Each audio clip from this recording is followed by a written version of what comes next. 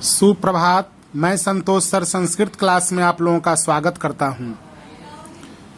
आज आप लोग एक नया टॉपिक पढ़ेंगे, पत्र लेखनम।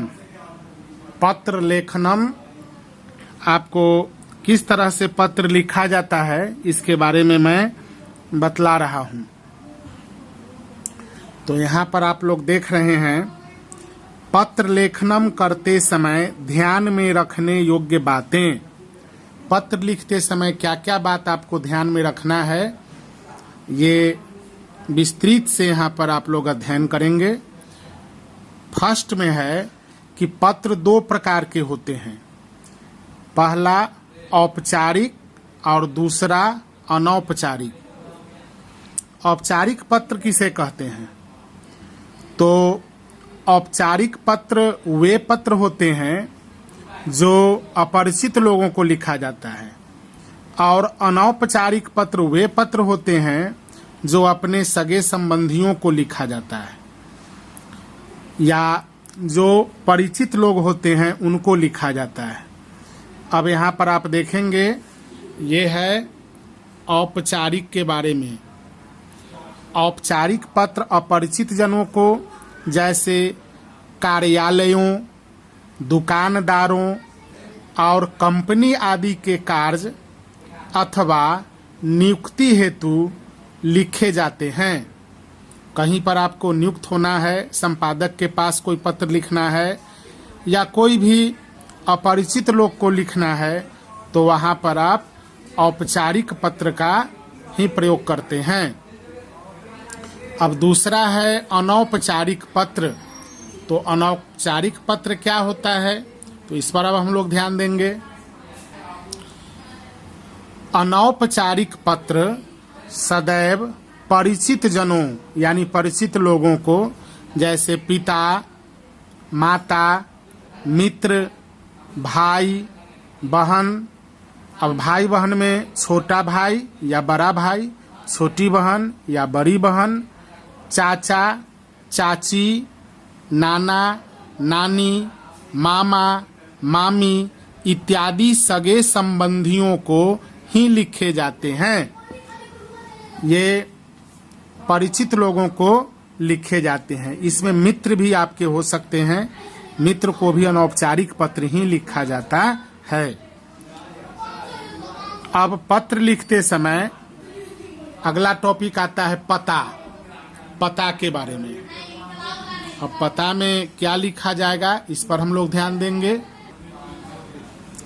पत्र के प्रारंभ में जहां से पत्र लिखते हैं वहां का पता पंचमी विभक्ति में या तह लगाकर लिखा जाता है।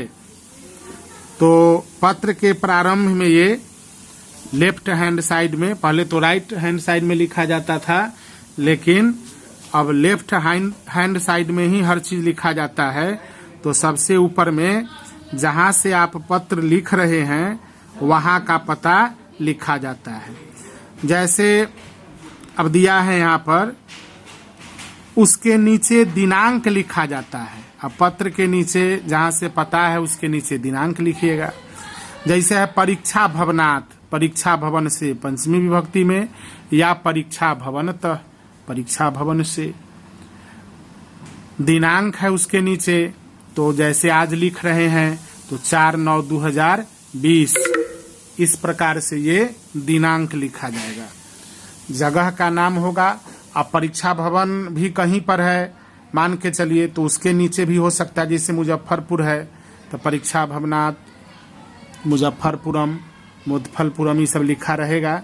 तो वहाँ से भी हम भर सकते हैं इसको। या मान के चलिए आप खुद पत्र लिख रहे हैं, सीबीएसई बोर्ड में इसे भरना पड़ता है, पत्र में खाली जगह दिया रहता है 10, लेकिन बिहार बोर्ड में खुद से पत्र लिखना होता है।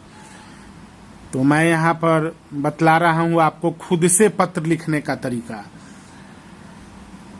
दिनांक 4/9/2020। अब तीसरा है संबोधन में पद अथवा संबंध के अनुसार आदरणीय, पूज्य, श्रद्धेय, मान्यवर आदि शब्दों का प्रयोग किया जाता है। अब संबोधन में जो पद किया जाएगा प्रयोग उसमें यही सब पद होता है। छोटों के लिए प्रिय, आयुष्मान, स्नेही, अभिन्न हृदय आदि का प्रयोग होता है। अब जैसे में आप लोग देखेंगे, फर्स्ट में है अपने से बड़ों के लिए, तो वहां पर लिखा जाएगा पूज्या, चाहे मान्या या माननीया, श्रद्धेया, आदरणीया, परम पूज्या आदि शब्दों का प्रयोग करें या करना चाहिए। अगर मित्रों के पास लिखते हैं तो मित्रों के लिए सुहृद, ये ह में हृदय लगा हुआ है, मित्र, सुहृद अलग है, मित्र अलग है। अब साइन ऑफ एक्सक्लामेशन जब आता है तो वहां पर मित्रम नहीं होगा, वहां पर सीधे मित्र या मित्र तो होता ही नहीं है, मित्रम होता, लेकिन मित्रम में महलंत नहीं लगेगा। बंधुवर, सुहृदवर, प्रिय बंधु, अभिन्न हृदय आदि का प्रयोग करें।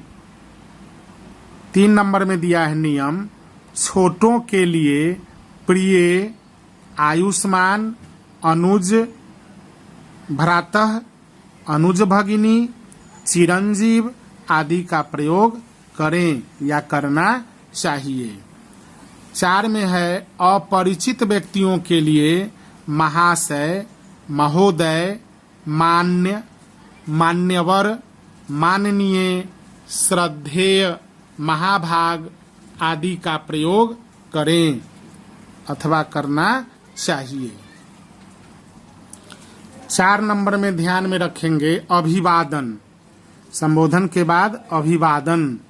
तो अभिवादन में बड़ों के लिए नमो नमः, जैसे पूज्य पिताजी, पूज्या माताजी, तो वहां पर जो है नमो नमः, उसके नीचे सादर प्रणामा, सादर चरण स्पर्श, सादरम नमामि, प्रणमामि आदि का प्रयोग करना चाहिए। दूसरा नंबर दिया है अभिवादन में मित्र के लिए कौन सा शब्द का प्रयोग करना चाहिए। तो मित्र को जब आप पत्र लिखेंगे तो उसके लिए सप्रेम नमः, सप्रेम नमस्ते, सस्नेहम नमस्ते, सादरम अभिवादनम, सस्नेहम, सादरम अभिवादनम साथ है, जैसे यहाँ सप्रेम नमः साथ है, सप्रेम नमस्ते, सस्नेहम नमस्ते, ये सब साथ साथ है, सादरम अभिवादनम साथ है, सस्नेहम नमामि आदि का प्रयोग करें अथवा करना चाहिए। तीसरा नंबर है अभिवादन में छोटों के लिए क्या सब लिखा जा सकता है। तो छोटे जब होंगे अपने से तो उनके लिए आयुष्मान भव, उनको आशीर्वाद देंगे, दीर्घायु भव, चिरंजीव, कमा है यहाँ पर, सौभाग्यशाली भव, यशस्वी भव आदि का प्रयोग करना चाहिए। फिर 4 नंबर में दिया है अपरिचितों के लिए अभिवादये। अब अपरिचित लोगों को लिख रहे हैं तो वहां पर संबोधन के बाद अभिवादये लिख दे अभिवादन में, या सादरम अभिवादनम, नमो नमः, प्रणामाः आदि का प्रयोग करें।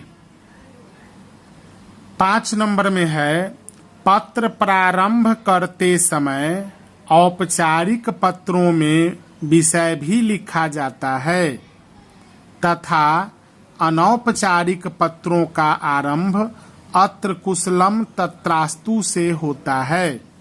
यानी अनौपचारिक पत्र में आप एक विषय भी लिख देंगे। अब किस विषय में आपको पत्र लिखना है तो वो एक विषय लिखना आवश्यक है। और अगर आप अपने परिचितों, सगे संबंधियों, मित्रों को लिख रहे हैं तो उनको लिख सकते हैं अत्र कुशलम तत्र अस्तु, यहाँ कुशल है वहाँ तुम भी हो। तो यहाँ ये लिखकर शुरू करना चाहिए पत्र।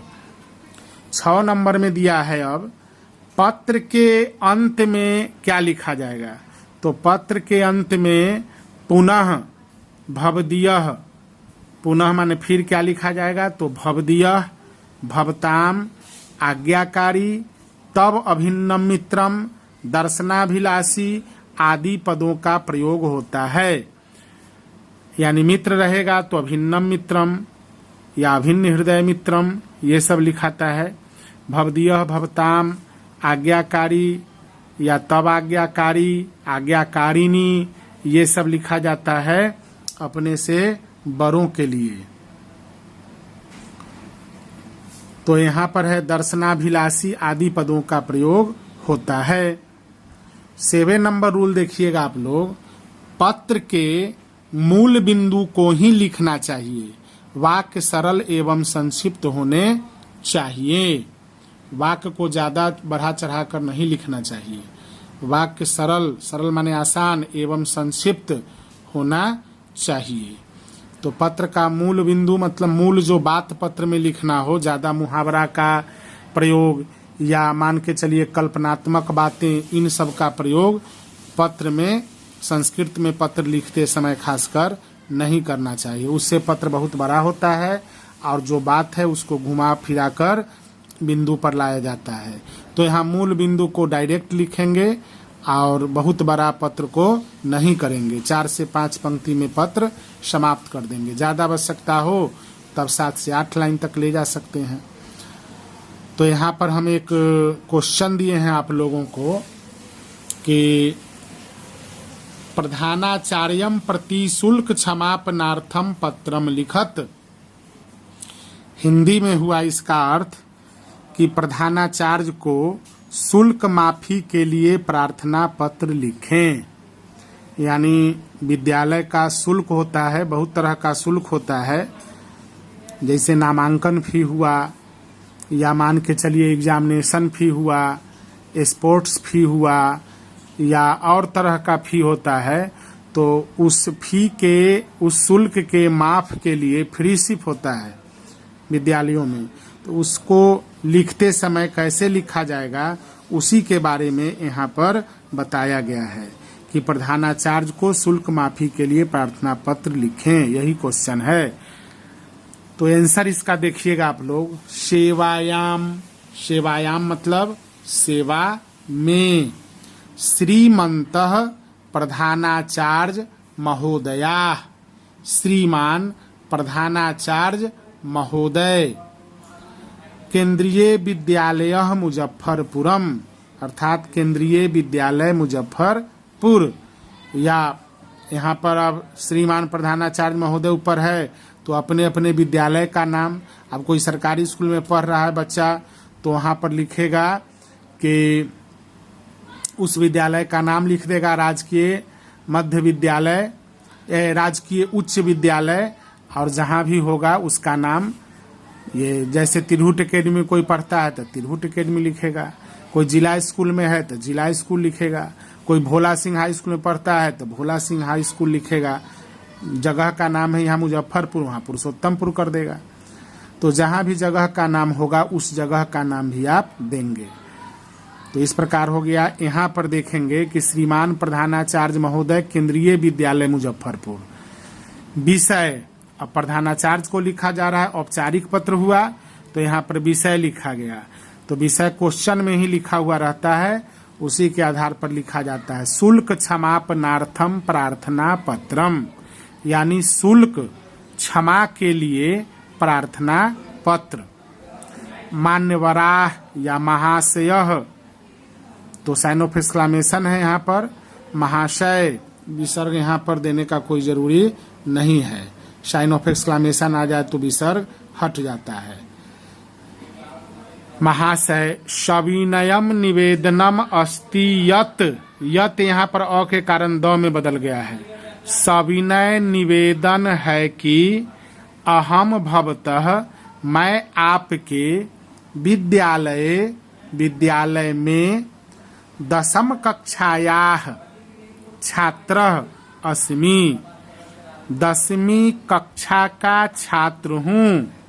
अब कोई बच्चा 9वीं कक्षा में है तो लिखेगा अपना 9वीं कक्षायाः छात्रः अस्मि। कोई 8वीं में पढ़ रहा है तो लिखेगा 8वीं कक्षायाः छात्रः अस्मि। यानी जिस कक्षा में पढ़ते होंगे उस कक्षा का यहाँ पर नाम लिखेंगे।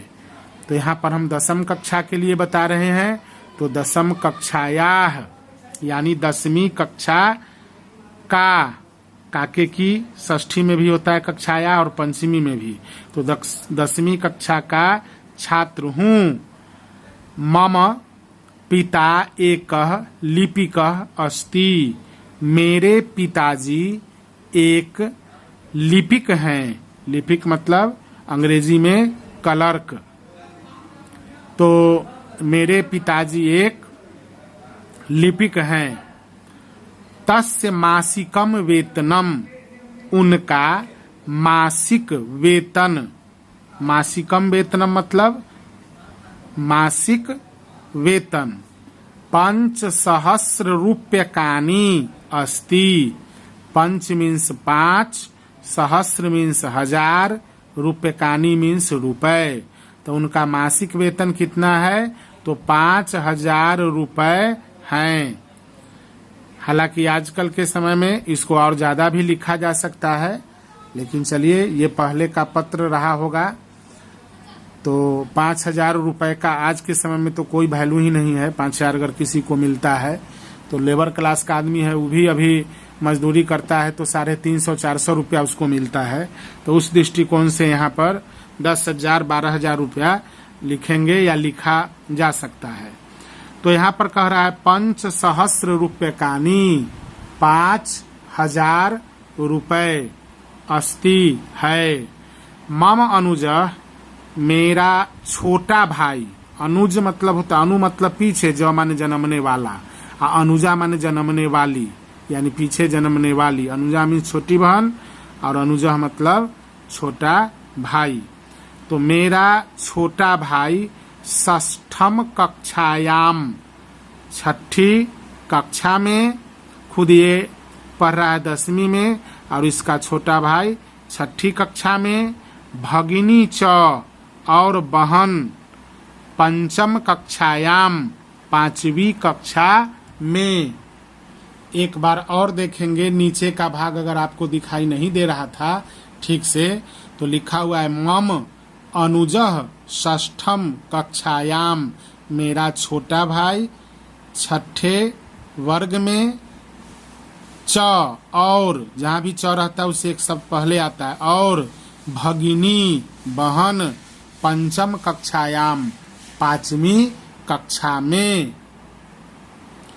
पठतः, पढ़ते हैं। अब 2 पढ़ने वाला है, एक छोटा भाई है और एक छोटी बहन है, तो 2 के लिए ती के बाद तह क्रिया का प्रयोग किया गया। पठतः, पढ़ते हैं। अस्माकं कुटुम्बस्य निर्वाह, हम लोगों के परिवार का निर्वाह यानी जीविकोपार्जन अतीव काठिन्येन भवति, बहुत कठिनाई से होती है। अहम परीक्षायाम प्रतिवर्षम प्रथमम स्थानम प्राप्नोमि, मैं परीक्षा में प्रत्येक वर्ष प्रथम स्थान प्राप्त करता हूँ। अतः शुल्क क्षमापनार्थम याचे, इसलिए शुल्क क्षमा के लिए याचना करता हूँ। आशा से, आशा है, अत्र भवान कि आप मम एताम प्रार्थनाम, मेरी इस प्रार्थना को स्वीकृत्य, स्वीकार कर, अनुग्रहिष्यति, अनुग्रहित करेंगे, धन्य करेंगे। धन्यवादाः, धन्यवाद, जैसे इंग्लिश में थैंक यू लिखेंगे तो उसी प्रकार यहाँ संस्कृत में धन्यवादाः, धन्यवाद। अगर यहीं पर शिष्य है और शिष्या, कोई शिष्या लिख रही है, तो मैं परीक्षा में प्रत्येक वर्ष प्रथम स्थान प्राप्त करती हूँ। अब करता हूँ की जगह करती हूँ, यहाँ पर कोई अंतर नहीं आएगा। इसलिए शुल्क क्षमा प्रार्थना के लिए याचना करती हूँ। आशा है कि आप मेरी इस प्रार्थना को स्वीकार कर मुझे अनुग्रहित करेंगे। धन्यवादाः, धन्यवाद। भवदीयः शिष्य या भवदीयः शिष्या। अब छात्र होंगे तो वे लिखेंगे भवदीयः शिष्य, छात्राएं हैं तो लिखेंगी भवदीयः शिष्या, आपकी शिष्या। अब नाम है तो नाम में ABCD XYZ क ख ग जो भी नाम जिसका हो लिख सकता है। अब मान लीजिए किसी का नाम है सोहन तो नाम में लिखेगा सोहनः, सोहन कुमारः, जो भी नाम हो तो नाम लिखेगा अपना। अगर कोई लड़की है लिख रही है भवदीयः शिष्या तो अपना नाम सीता, गीता, लता, रीता जो भी होगा वो अपना लिखेगी। कक्षा, अब कक्षा जिस कक्षा में आप पढ़ते हैं, मान लीजिए 10वीं कक्षा में है, 10वीं कक्षा ऊपर लिखा हुआ है तो यहाँ कक्षा में 10वीं कक्षा। कोई 9वीं कक्षा के लिए लिखता है तो लिखेगा 9वीं कक्षा। 8वीं के लिए लिखता है तो 8वीं कक्षा। अनुक्रमांक, अनुक्रमांक मतलब रोल नंबर। अब कक्षा के बाद आपका जो भी रोल नंबर है रोल नंबर लिखा जाएगा। अब मान लीजिए कोई 1 रोल नंबर वाला लड़का पत्र लिख रहा है, उसका नाम सोहन है तो लिखेगा भवदीयः शिष्य, नाम के साथ सोहनः या सोहन कुमारः, कक्षा में लिख दिया 10वीं कक्षा और अनुक्रमांक में 1। तो इस प्रकार से आप लोगों ने आज पत्र लिखने का तरीका समझा। कल जो है माने अगले दिन अगले वीडियो में मैं फिर आपको कुछ पत्रों के बारे में बताऊंगा और तब जो अनुवाद हम पढ़ रहे थे उसके आगे पढ़ाई करेंगे। तो आज के लिए इतना ही, धन्यवाद।